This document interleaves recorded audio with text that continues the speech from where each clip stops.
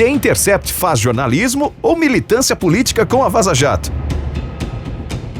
Você tem alguma dúvida, Guga, de que o que o Intercept faz é militância e não jornalismo? É tomar uma posição para si, utilizar a informação para referendar aquilo que o cara já acredita, em vez de fazer o contrário, referendar a opinião dele nos fatos? Olha, não, só olhei para você um tweet do Glenn. Um tweet do Glenn. Não é uma notícia que foi publicada. Um tweet, que deixa bastante claro o posicionamento dele em relação ao jornalismo. Os jornalistas ainda não têm uma estratégia eficaz para bater Bolsonaro. E a entrevista do Roda Viva acabou de provar isso. É preciso desenvolver uma rapidamente. Ou seja, qual que é a mentalidade dele? Não é para extrair os fatos do Bolsonaro, não é para extrair a informação, não é para extrair aquilo que é interessante pro debate público. É para bater no Bolsonaro. Precisa ter uma estratégia para acabar com ele. Calma. Aí tem também o Leandro, que também é do Intercept, que fala: ontem teve pesquisa, Bolse de Bolsonaro estável, com rejeição subindo, Haddad crescendo. Hoje o dólar fechou estável e a bolsa em alta. Aí não teve manchete. Então, já também o cara claramente colocando o posicionamento político dele, durante a eleição, nada a ver com a Vaza Jato. Aí a Amanda Audi, né?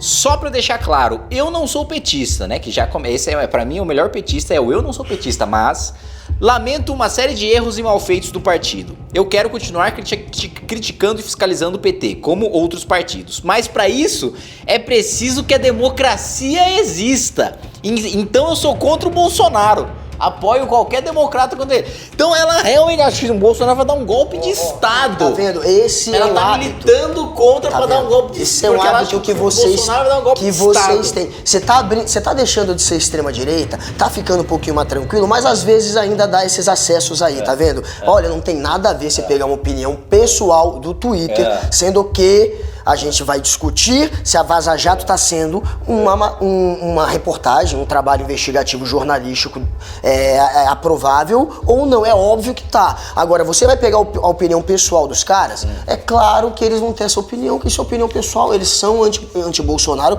E se você for ver esse primeiro comentário do Glenn, que se utiliza o jornalismo contra o Bolsonaro, não é? Ele não tá só falando que é contra. O que ele tá dizendo aqui é claro, os jornalistas ainda não têm uma estratégia. Precisa ter uma estratégia de jornalismo para acabar com o Bolsonaro. A linha editorial do The Intercept e do Glenn é uma linha editorial anti-Bolsonaro, clara, transparente e pública. Eles são contra o Bolsonaro. Você pode, se você for um jornalista que deixa isso tudo claro para o seu leitor, você pode se posicionar e ter uma linha editorial contra um político, contra um determinado político. Ele tá fazendo isso. Uma coisa é ter linha editorial, a outra coisa, o cara falou de uma estratégia pra destruir o cara. Isso não é jornalismo. O que você pode querer criticar, e eu acho difícil, porque eu não consigo ver muito espaço pra crítica, seriam a Vaza Jato, a maneira como eles estão lidando com esse vazamento. Eu critico. Primeiro, antes de qualquer coisa, de continuar a discussão, objeto de crime, né? Foi criminoso que obteu, invadiu, não tem autorização judicial, não tem absolutamente nada. Não muda nada pro jornalismo. Calma. Não, mas deixa isso claro. O cara cometeu um crime. O jornalista, ele pode pegar o que é objeto de crime e pode publicar. Isso não é. Desde que ele não se meta no crime. Pode publicar, mas primeiro, antes de qualquer coisa, objeto de crime que a gente não... Qual o problema? Quase todos os furos jornalísticos dos últimos 10 anos são objeto de vazamento.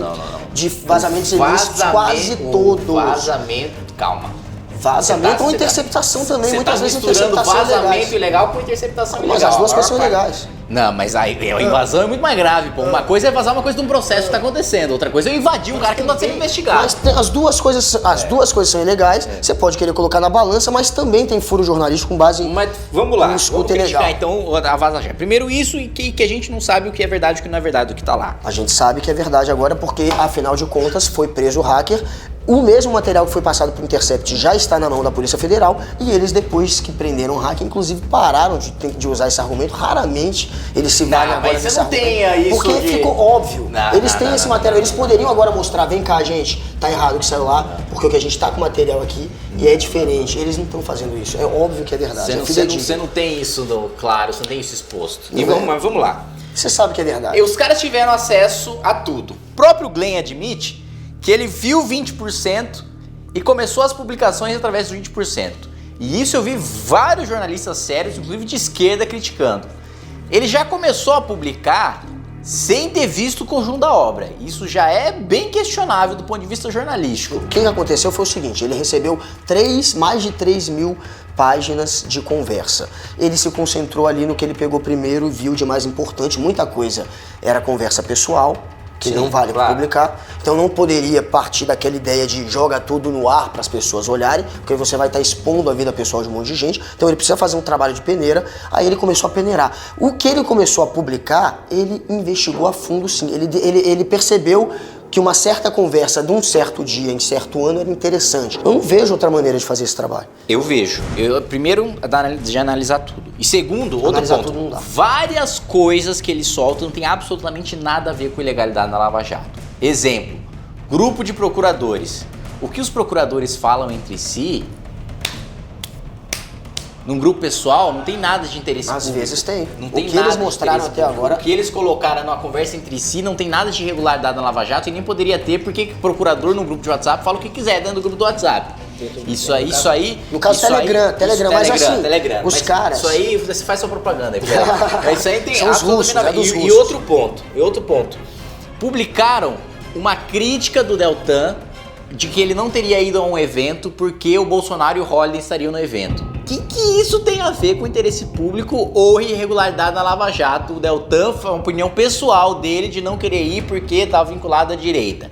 Isso também tem nada de irregular, nada de ilegalidade. Pelo que eu entendi, quando eles quiseram mostrar isso, quando eles quiseram mostrar esse ponto em específico, foi para tentar desenhar para o leitor a estratégia do Dallagnol de, ao mesmo tempo em que ele fazia um jogo de pesar muito a mão contra o Lula, o PT, que ele com certeza tem um viés, é enviesado politicamente contra o PT, tá claro nas mensagens, ele tentava passar uma imagem de que estava descolado da direita. E uma das maneiras de passar, naquela conversa, é o assessor implorando. Ele falava, o assessor, eu te imploro, não vai nesse encontro. Imploro. Era até engraçada a mensagem. E aí ele dizia, ok, não vou. Por que eles mostraram isso? Para mostrar que ele estava jogando com a opinião pública. Que ele estava... É uma estratégia. Ele não podia aparecer do lado do Bolsonaro e o cara falava isso na conversa, porque senão vai ficar parecendo que você está perseguindo a esquerda, então eu não vou. É claro que isso é de interesse público, porque passa essa imagem de um cara que está jogando com a opinião. É um cara que iria... Não, é um cara que está preocupado com a opinião pública. É um cara que está preocupado com a opinião pública, mas que está preocupado porque ele sabe que está jogando de um lado, como mostra a Vaza Jato. A Vaza Jato deixou isso claro. O medo que eles tinham de eleger o Lula, deixa claro que eles tinham um viés anti-PT. Mas óbvio que tinha. O Dallagnol não é de direita, tanto que não acho que é de direita, mas a tese da Lava Jato, mas é mais centro, a tese da Lava Jato é uma tese de esquerda, é a tese de que foi um grupo econômico que cooptou os políticos e forçou os políticos a pagar, a fazer os desvios e não o contrário, que é o que eu acredito que realmente aconteceu. Os políticos foram lá achacar as empresas, né? A teoria deles... Mas essa teoria não é porque eles são de esquerda, essa teoria é porque foi o que eles investigaram. Outra, né? Mas isso foi fruto da investigação.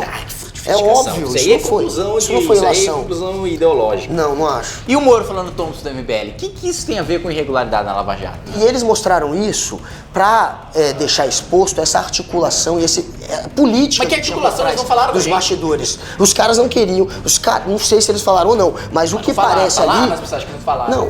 Não, na mensagem não tem não tem nada que indique que eles falaram com vocês, mas mostra que eles tentavam ter uma aliança com movimentos sociais e que eles tentavam fazer com que esses movimentos caminhassem de acordo com o que eles achavam melhor, linchando um ou outro lado que interessava mais e preservando um ou outro lado que interessava mais.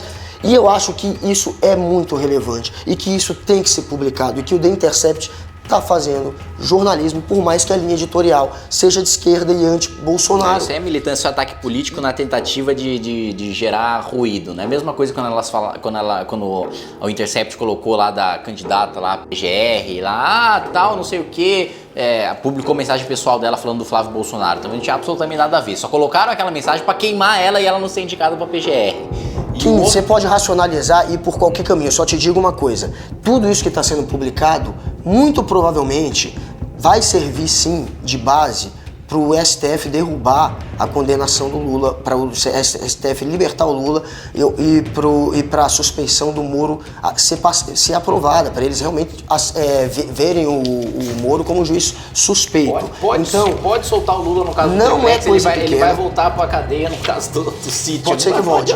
Pode ser que volte. Agora, a questão é que essa é uma investigação muito importante. Lula tá preso. E que se não fosse importante, não ia ter hoje Veja, Folha e a própria Band News com o Reinaldo. Quer dizer que se a imprensa repercute é importante. Se a imprensa repercute, provavelmente é importante. Nem sempre.